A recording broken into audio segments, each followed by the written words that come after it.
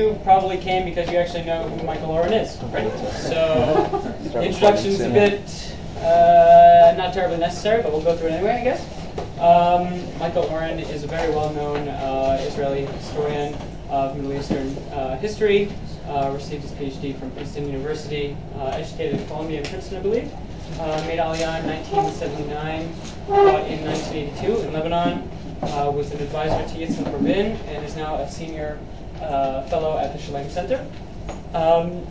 Most of you probably know him because of his book, 6 Days of War, June 1967, Making the Modern Middle East, which, by the way, last time I was in Washington, D.C., I was walking in one of the squares, one of those circles that are all over the place, and I saw someone opening it up and reading it the first time. Did he answer the name George? No,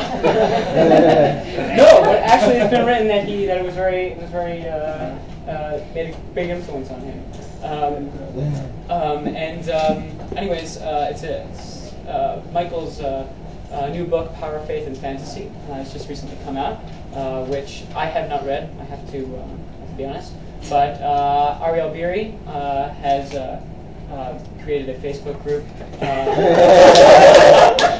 Taking more crap from It's true. I do have a powerful fantasy about you. I believe the term on the Facebook group is Michael Oren's new book has rocked my worldview. Yes. So I look forward to my worldview being rocked. Okay, Michael. Okay. Oh yes, I'm going to do something right now, and I want you all to follow my lead. I just did it myself. Yeah. Yeah. Okay, good. All right. That was just Michael Oren.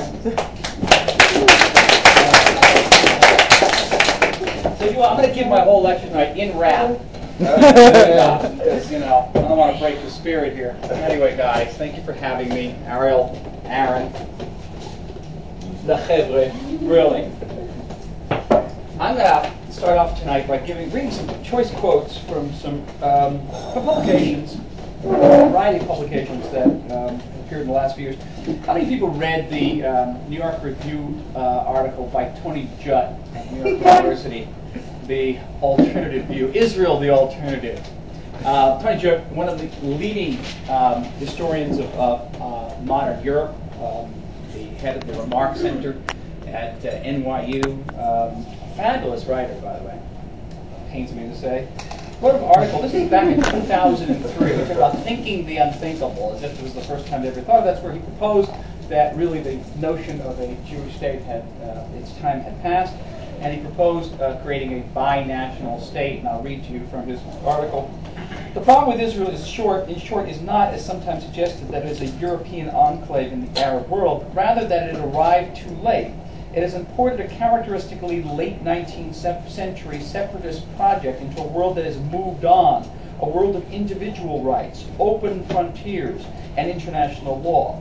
The very idea of a Jewish state, a state in which Jews and the Jewish religion have excluded Christians from which non-Jewish students are forever excluded, is rooted in another time and place. Israel is, in short, an anachronism.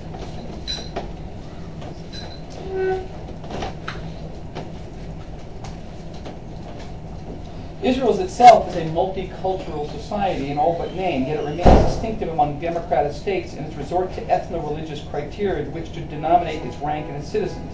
It is an oddity among modern nations, not, as it is more paranoid supporters assert, because it is a Jewish state, and no one wants the Jews to have a state, but because it is a Jewish state in which one community, Jews, is set above others in an age with that sort of state feels themselves no longer has a home.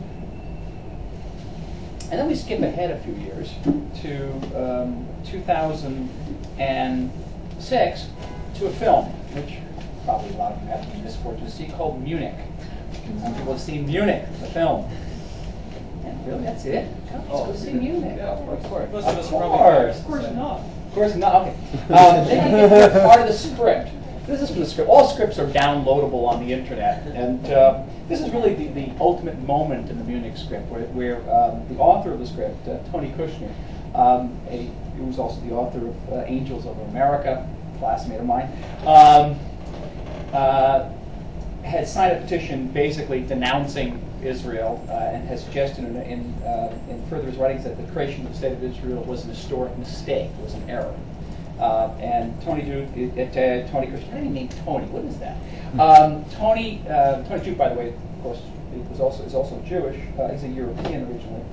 Tony Kushner, an American Jew, wrote the script Munich for Steven Spielberg. In this scene, Robert, who in civilian life was a toy maker, but gets recruited into the Mossad to make bombs because it's an easy sort of jump from making wind-up toys to making bombs. And the people in Munich, for those who don't know the story, after the Munich massacre at the 1972 Olympics, the Mossad was assigned to do away with those members of Black September, the Palestinian organization that was responsible for those murders. And Robert, at this point, they've just finished killing a Dutch woman who was working for the Palestinians, and Robert's rather upset about this, or about to kill them. And the Mossad agent who's in charge of this group is called Avner. Robert says, "You're going to kill her," to Avner. Avner nods. "Robert, we've killed 9 men, and how many others died in Beirut? All this blood comes back to us," Robert says. Narration silence. Avner looks down at the platform, up at the train. Avner, "Eventually it will work. Even if it takes years, we'll beat them." Robert, "We're Jews, Avner. Jews don't do wrong because our enemies do wrong." Avner, "We can't afford to be like that. Decent anymore." Robert, "I don't know that we were ever that decent. Suffering thousands of years of hatred doesn't make you decent. But we're supposed to be righteous, and that's what I was taught. That Jewish, that beautiful thing. That's what I knew, absolutely. And I think I've lost that, Avner. I've lost that too." Avner, "Oh, that's ... Robert, that's everything. I've lost everything. My soul." End of scene.